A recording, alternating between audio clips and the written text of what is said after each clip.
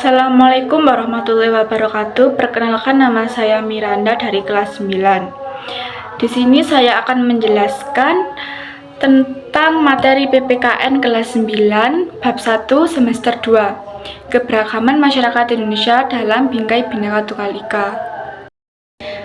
Materi yang pertama adalah makna persatuan dalam kebangsaan.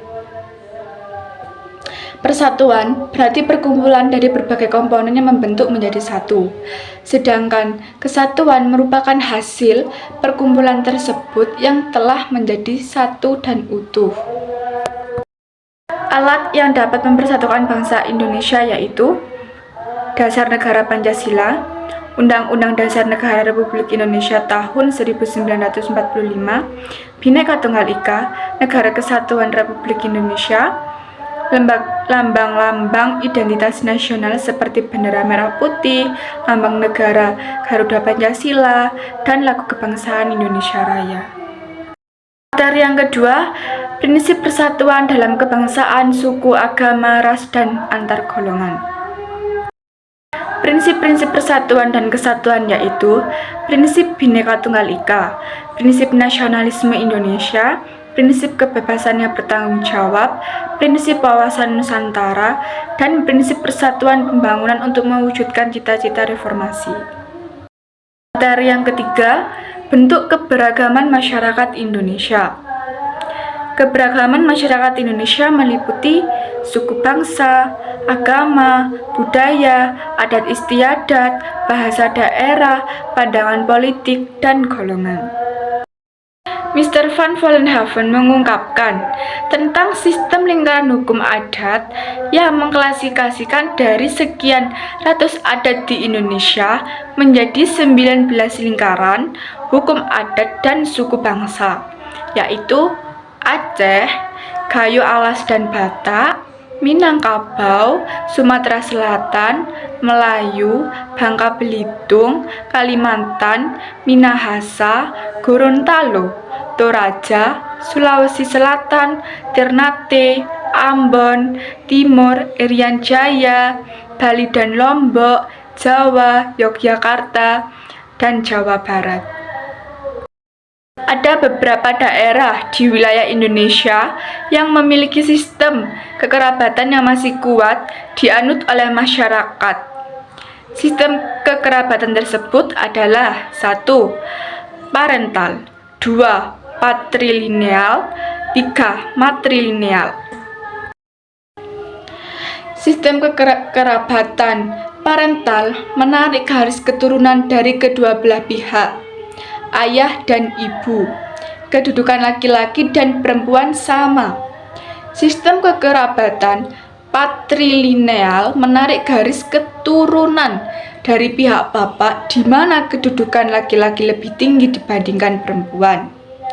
Sistem kekerabatan matrilineal menarik garis keturunan dari pihak ibu di mana kedudukan perempuan lebih tinggi dibandingkan laki-laki. Next, materi keempat, pengaruh keberagaman masyarakat Indonesia. Dampak positif yang ditimbulkan dari keberagaman masyarakat Indonesia diantaranya terciptanya integrasi nasional, menjadi sarana untuk memajukan pergaulan antar suku, agama, budaya, dan golongan, dapat memperkaya khasanah budaya bangsa.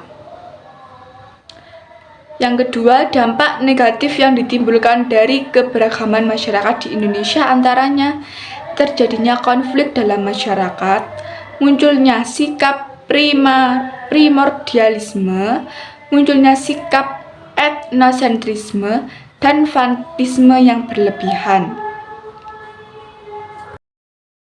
Sikap primordialisme yaitu pandangan yang berpegang teguh pada hal-hal yang dibawa sejak kecil, baik mengenai tradisi, adat istiadat, kepercayaan, maupun segala sesuatu yang ada di lingkungan pertamanya.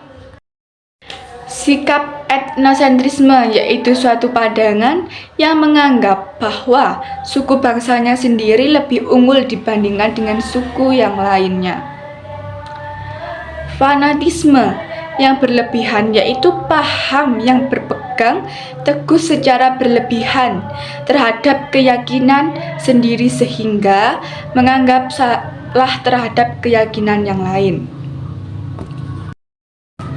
Next, materi kelima, permasalahan yang mungkin muncul dalam keberagaman masyarakat Indonesia. Karena Indonesia ini sangat beragam, maka rawan sekali terjadi konflik.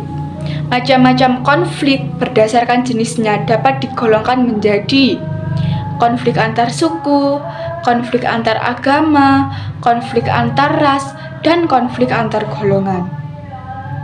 Penyebab konflik antara lain tidak adanya persamaan pandangan antar kelompok, norma-norma sosial tidak berfungsi dengan baik sebagai alat mencapai tujuan, adanya pertentangan norma-norma dalam masyarakat sehingga menimbulkan kebingungan bagi masyarakat.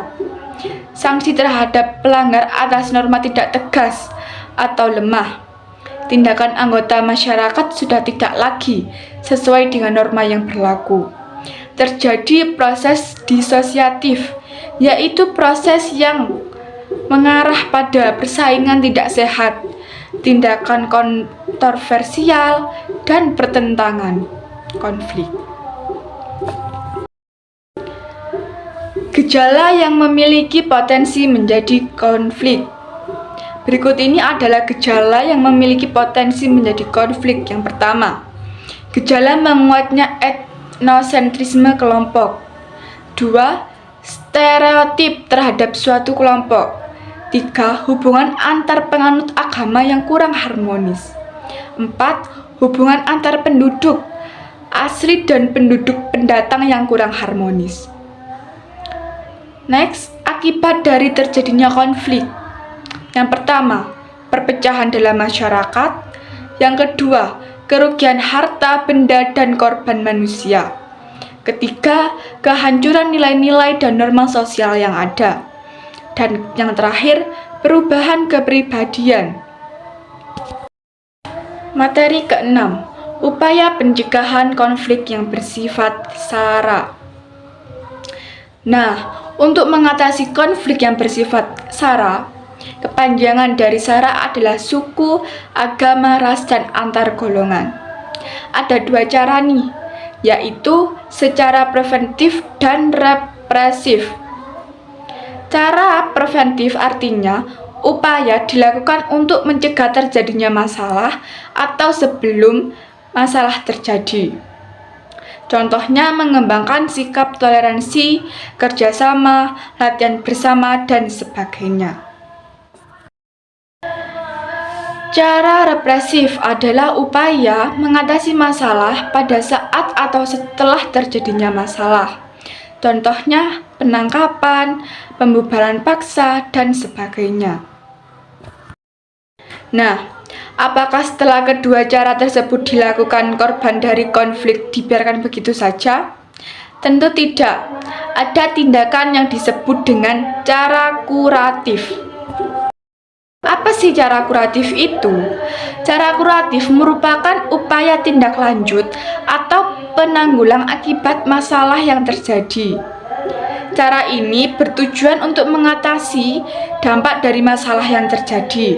Misalnya, pendampingan bagi korban kerusuhan, perdamaian, kerjasama, dan sebagainya. Nah, materi dari bab 1 semester 2 sudah selesai. Semoga bermanfaat buat teman-teman. Saya Miranda mengucapkan terima kasih. Wassalamualaikum warahmatullahi wabarakatuh.